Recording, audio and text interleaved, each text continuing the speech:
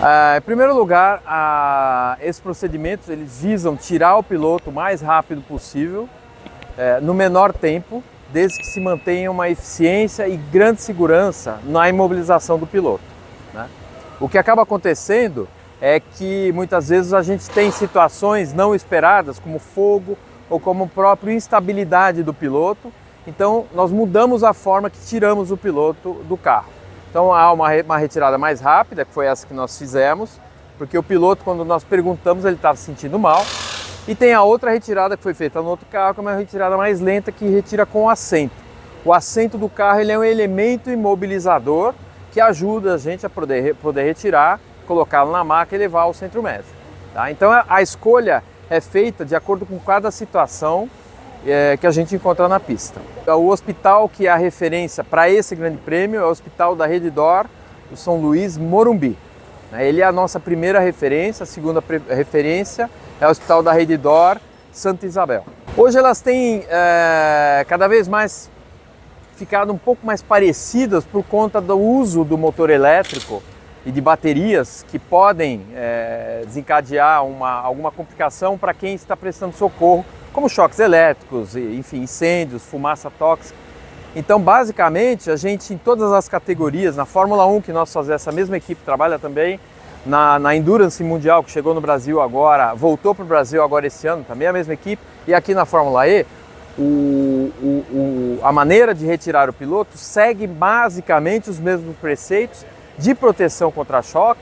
Então usar a manta, a proteção, a bota, os macacões, mas o processo de retirada ele basicamente é o mesmo. Então geralmente o que acontece é que, havendo um acidente, né, eu permaneço na torre, no Race Control, no controle de corrida.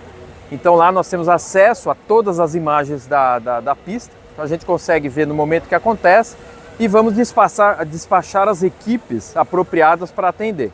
Então uma vez que isso acontece, o piloto precisa ser retirado, as equipes são despachadas, ele precisa ser transportado até o centro médico para estabilização.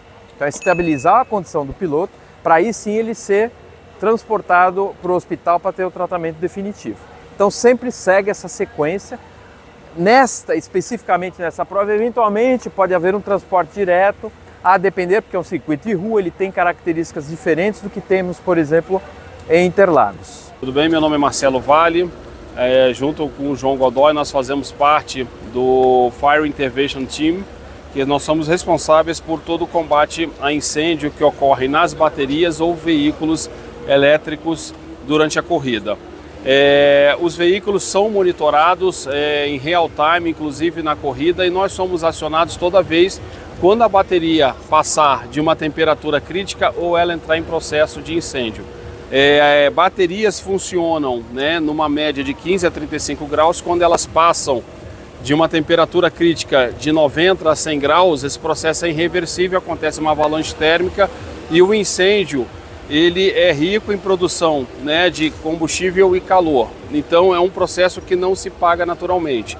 Então a gente utiliza alguns recursos, como por exemplo a manta ou fire blanket. A manta anti-chama é um recurso que evita a propagação, né, do incêndio. Então o primeiro efeito dela é conter a chama, os efeitos dos gases.